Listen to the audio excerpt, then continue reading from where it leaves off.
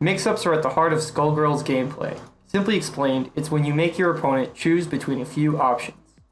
Participating in a mix-up is allowing your opponent to attempt to reset you or hit you with a new combo, while you attempt to defend.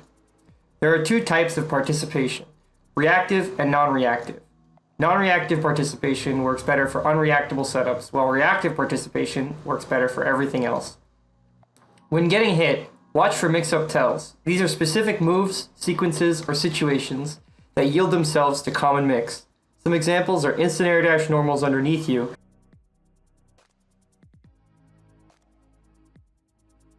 double and peacock's bird, and restands to end combos. In general, button mashing will make it harder to react and participate, so unless you're sure you'll hit with it, you most likely will be punished.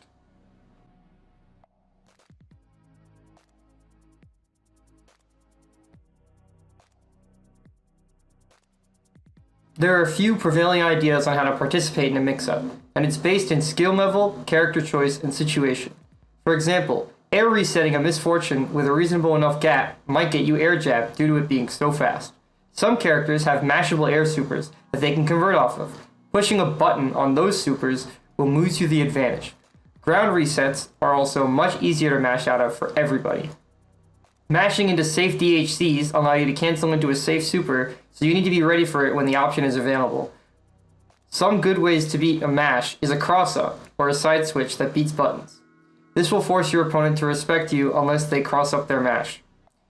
Another good option can be to perform an obvious tell, followed by something that's safe and beats buttons. The benefit here is that if you have a safe option fast enough, you can make it unreactable, meaning you can both beat buttons and cross-up block. Bonus points if you can beat super. Keeping all of this in mind, we can abstract the mix-up game into two parts, classically named conditioning and punishing. Early mix-ups should ideally be safe or force your opponent to commit to something risky. Once the opponent is conditioned to play defensively, more damaging punishes and resets come into play. The final component of the mix-up game echoes the point of this video. Sometimes you need to fucking block. With a 5-frame reversal window, 4 frames of buffer, and 1 frame of actually waking up, mashing can be very dangerous. What's up? So I pulled you down here because I consider you an expert at mashing buttons.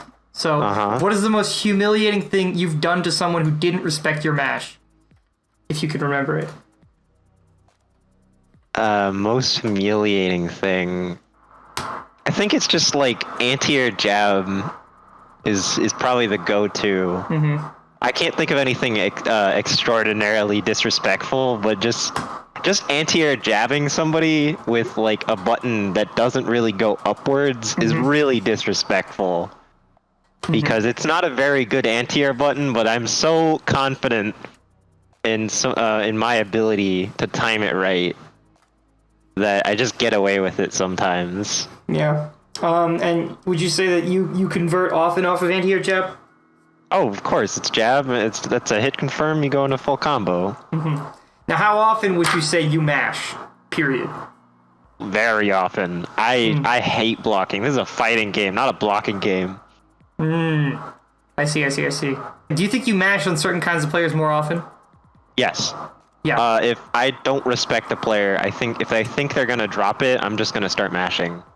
And how often do you regret mashing? Very rarely, because the other alternative is guessing.